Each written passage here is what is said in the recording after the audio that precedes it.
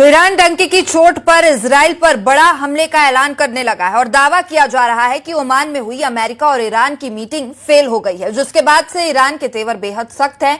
इधर इजरायली प्रधानमंत्री नेतन्याहू 11 फरवरी को वाशिंगटन जा रहे हैं। नेतन्याहू को खुफिया जानकारी मिली है कि ईरान बहुत बड़ा मिसाइल हमला इजराइल पर करने जा रहा है।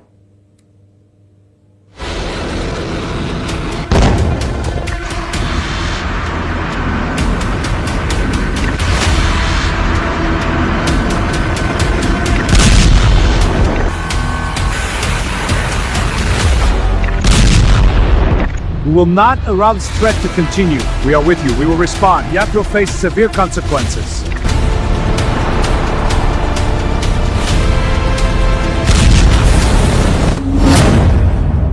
वॉशिंगटन में ईरानी युद्ध, मिसाइल मैन खामनेई का चैलेंज। ما رئیس جمهور آمریکا رو مجرم می‌دانیم. ईरान पर क्या अमेरिका हमला करने जा रहा है? इस पर अभी भी पुख्ता तौर पर कोई रिपोर्ट सामने नहीं आई है। ओमान में क्या अमेरिका और ईरान की वार्ता फेल हो गई है? इसे लेकर हैरान करने वाले दावे किए जा रहे हैं। दावा तो यहां तक किया जा रहा है कि ओमान के मस्कट में हुई मीटिंग के फेल होने के बाद इजराइल के प्रधानमंत्री नेतन्याहू बुधवार यानी 11 फरवरी 2026 को राष्ट्रपति ट्रंप से मिलने जा रहे हैं। रिपोर्ट के मुताबिक नेतन्याहू चाहते हैं कि ईरान के परमाणु ठिकानों के साथ साथ उसकी मिसाइल हमले की क्षमता को शून्य कर दिया जाए।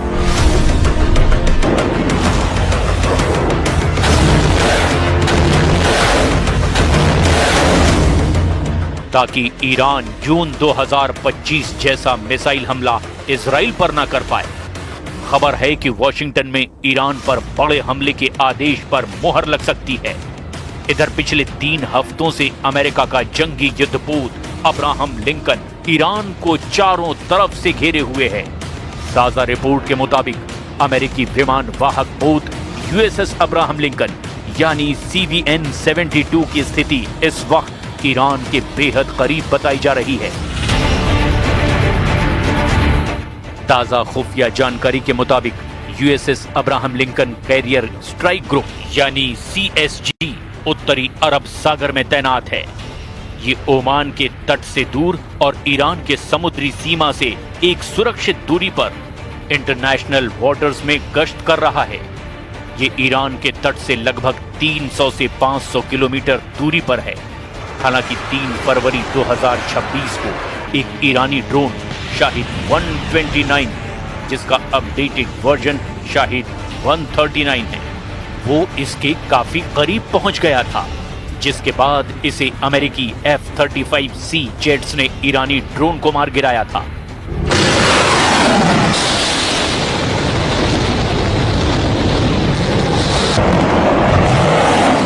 इजराइल को ईरान के परमाणु हथियारों से ज्यादा उसकी मिसाइलों का खौफ है, जो इजराइल के वजूद के लिए बड़ा खतरा बन चुकी है। इसीलिए कहा जा रहा है कि वॉशिंगटन में 11 फरवरी 2026 को ट्रंप और नेतन्याहू की बड़ी मीटिंग ईरान पर हमले को लेकर होने जा रही है।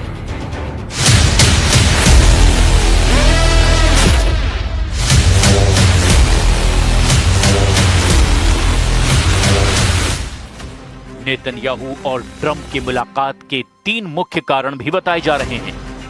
पहला, ओमान वार्ता पर असंतोष। 6 फरवरी 2026 को ओमान में अमेरिका और ईरान के बीच इनडायरेक्ट बातचीत हुई।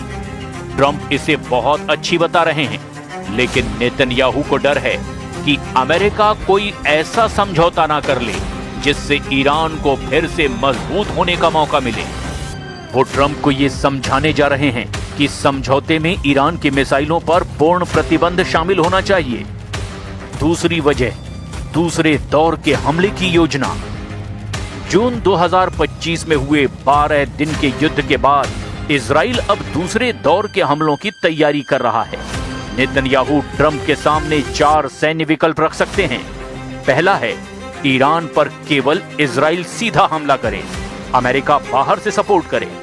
दूसरा है, सीमित अमेरिकी मदद के साथ इजरायली हमला। तीसरा है अमेरिका और इजराइल का संयुक्त ऑपरेशन या यूं कहें कि ज्वाइंट अटैक। और चौथा है ईरान के भीतर लक्ष्यों पर सीधा अमेरिकी हमला। इसके साथ ही नेतन्याहू चाहते हैं कि ट्रंप ईरान के तेल व्यापार और धन के स्रोतों को पूरी तरह से नष्ट कर दे, जिससे ईरान अपने प्रॉक्सी समूहों जैसे हिजबुल्ला, हमास और हूथी को पैसा ना भेज सके। इजराइल का मानना है कि कूटनीति केवल ईरान को समय दे रही है। इजरायली खुफिया इनपुट का दावा है कि ईरान परमाणु दहलीज के इतने करीब है कि अगर अभी हमला नहीं किया गया तो भविष्य में उसे रोकना असंभव होगा। इधर ईरान ने स्पष्ट कर दिया है कि यदि अमेरिका हमला करता है तो वो इजराइल को अपना पहला निशाना बनाएगा। این که به ما گفتش میشد در طول سالها هنوز هم میشه که شما حق ندارید غنیسازی کنید. غنیسازی صفر. چرا؟ چون ما نگرانید. ما آمادیم نگرانی ها رو رفع میکنیم. سوال هست جواب میدیم. اعتماد وجود نداره اعتماد ایجاد میکنیم. इजराइल पर हमले को तैयार ईरान की गरीब क्रूज मिसाइल। ईरान का ड्रोन बेड़ा आज दुनिया के सबसे घातक और कॉस्ट इफेक्टिव यानी कि किफायती सैन्य हथियारों में से एक माना जाता है। ईरान ने अपने ड्रोन बेड़े को न केवल आधुनिक बनाया बल्कि हाल ही में 1000 नए रणनीतिक ड्रोन अपनी सेना में शामिल किए हैं। जनवरी और फरवरी 2026 के खुफिया रिपोर्ट्स के मुताबिक यूएसएस अब्राहम लिंकन अक्सर अपना रडार और ट्रैकिंग सिस्टम यानी EIS बंद कर देता है। इसे मिलिट्री भाषा में गोइंग डार्क यानी डार्क जोन कहते हैं ताकि उसकी लोकेशन पता ना चल सके।